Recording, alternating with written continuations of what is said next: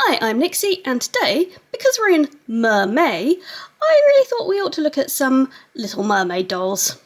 So we're going to be having a look at these two dolls. Here we have a classic animation style Ariel, and here we have the new live action style Ariel.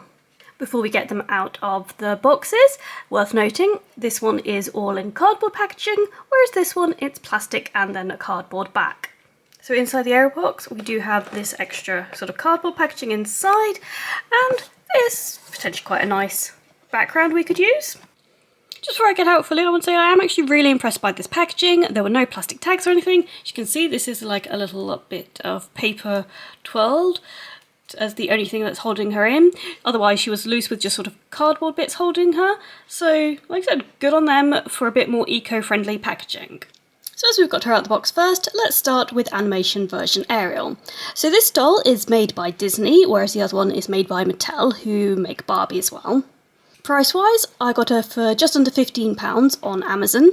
She's the mermaid version of Ariel, so she has her tail.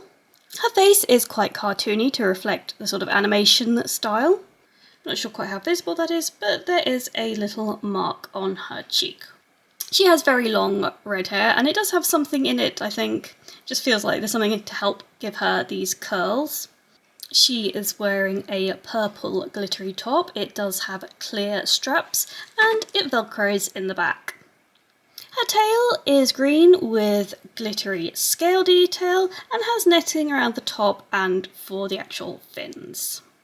This doll does come with a hairbrush. It's just got a little castle picture on it.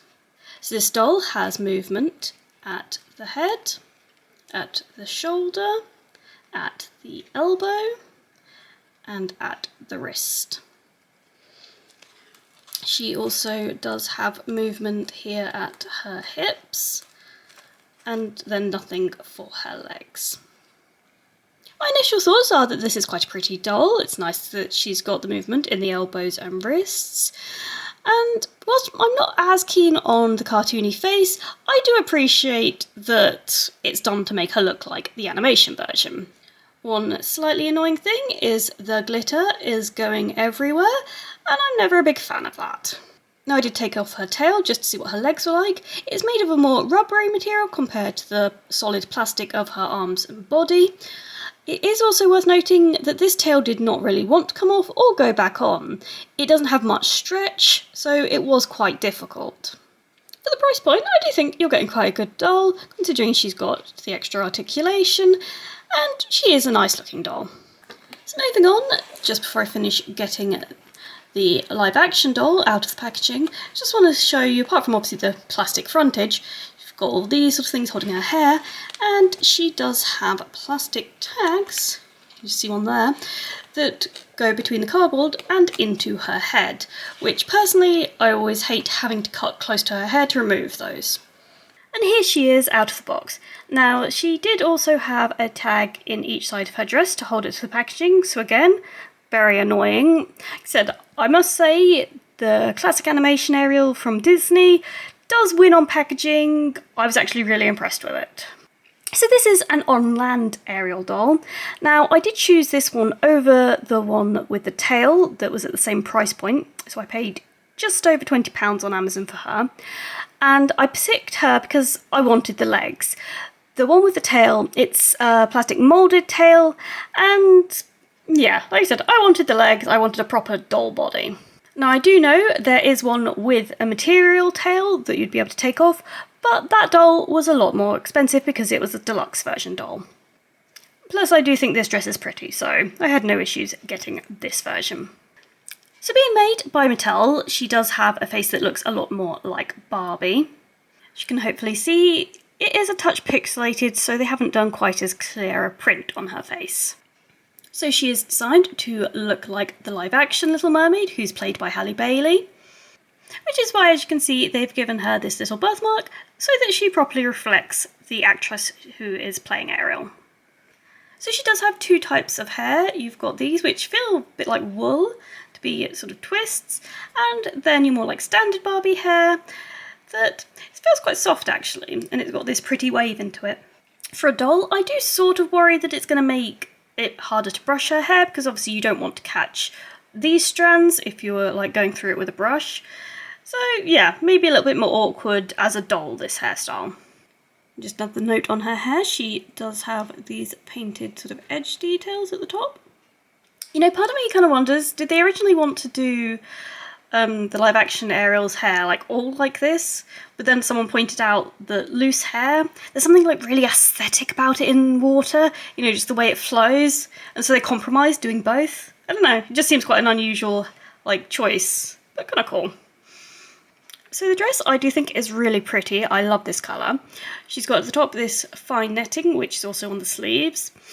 Then you've got sort of the blue at the top, which I don't know if it's meant to be the same material as that. It possibly is, but like really stretched out, because you can sort of see the ripples. Then you've got sort of a satiny corset bit. And again, like I said, this like ripply sort of ribbed material skirt isn't finished off at the end, but it doesn't look like it's likely to fray too much. I also don't know if my one, like if these sort of vertical lines were meant to be there or not, but it's alright.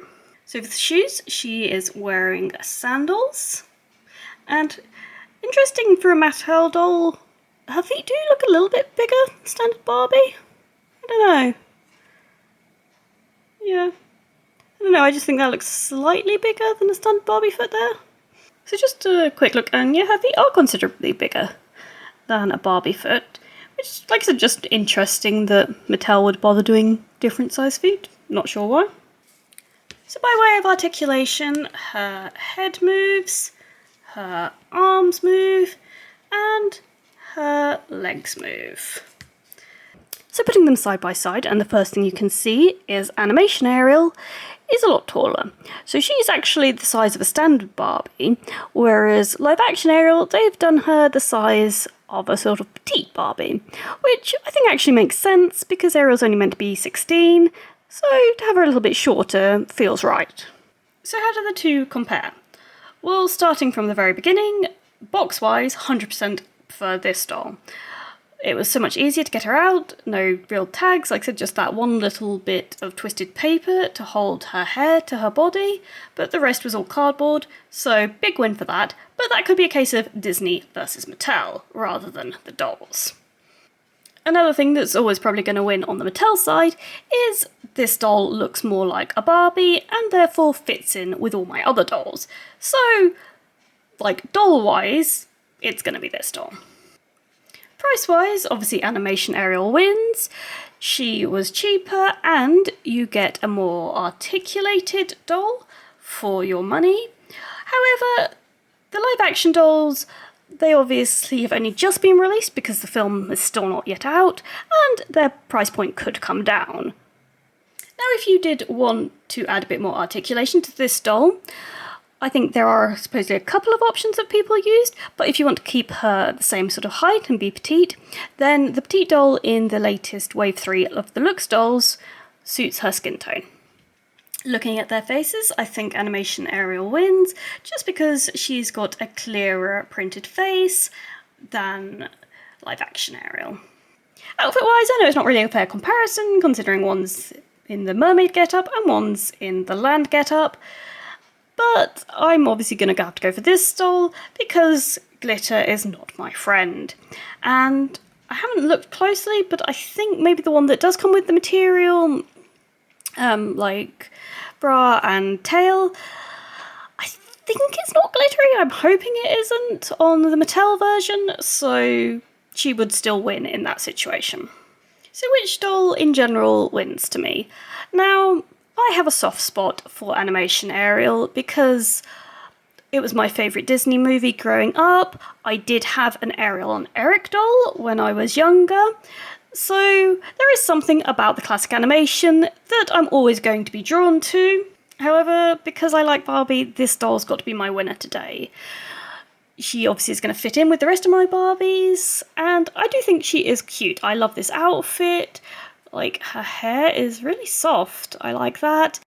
And maybe if I had a Mattel version of the animated Ariel that had maybe a slightly smaller head and slightly less big features that could fit with my Barbies, maybe I'd be a bit more swung towards the Ariel, because I must say, I've always loved, like, the animated Ariel's, like, red hair. I don't know, just a bit of a draw to me. Just find it amazing. But, like I said, live action, she definitely wins for me today. But what about you? Like, which of these two dolls is your favourite? Please do let me know. So if you liked seeing the comparison video of these two dolls today, please do hit that thumbs up, and if you'd like to see more videos like this, then do subscribe, and I'll see you all soon. Bye!